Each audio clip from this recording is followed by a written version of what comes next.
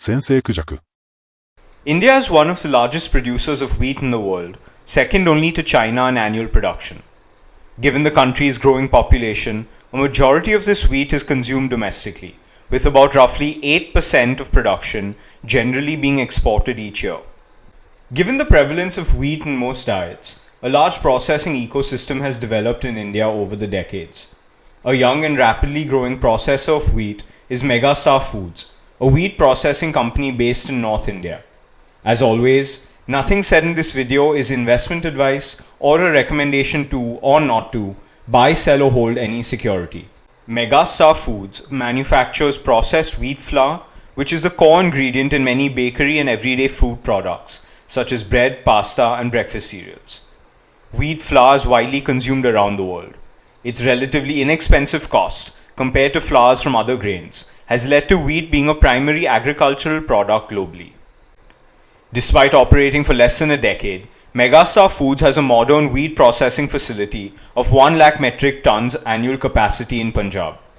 Even more impressive is the company's client list, comprising the biggest names in food and agricultural products, including domestic giants like ITC and Jubilant, and MNCs such as Nestle, Pizza Hut, and GlaxoSmithKline. In recent times, Megastar Foods has grown rapidly. Revenues in FY19 were 141 crores, with an operating profit margin of 5% and pre-tax profit of about 3 crores. In FY22, the corresponding numbers were revenue of 185 crore with an operating profit margin of 6% and pre-tax profit of close to 7 crores.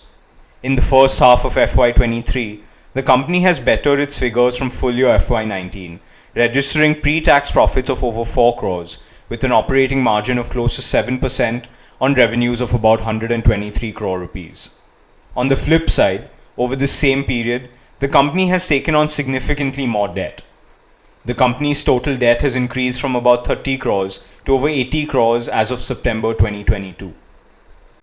Don't forget to hit the like button and subscribe to our channel to know more about business and investing. Let us know in the comments if you have any follow-up questions and topics you would like us to cover in our future videos. A major factor in the financial success of Megastar Foods is the working capital requirements of the company. Given the nature of the business, the company's cash conversion cycle has fluctuated meaningfully but has averaged about 100 days in recent years. This tying up of capital and working capital needs is a necessary evil for such companies as they expand their businesses. As is often the case in agriculture-linked businesses, large inventory levels need to be maintained. While the company's debtor days stand at a little over a month, the payable days are negligible, ranging from 1 to 6 days in recent years. Solving this issue could be crucial to the long-term success of Megastar Foods. Companies in the larger agricultural products universe that have achieved success have been able to tame the working capital beast. Gujarat Ambuja Exports, for instance, has done a commendable job in maintaining a fairly stable cash conversion cycle of approximately 70 days in recent years, with no particularly terrible year eating into the cash flow generation of the company. Global wheat production in 2022 is expected to reach roughly 770 million tons, marginally below the production level of 2021. However, despite this tiny drop in production, wheat prices have risen dramatically in 2022, rising as much as 55%, close to the record highs of 2008. The spike in prices was driven by the Russia-Ukraine war, as both countries are major producers and exporters of wheat globally.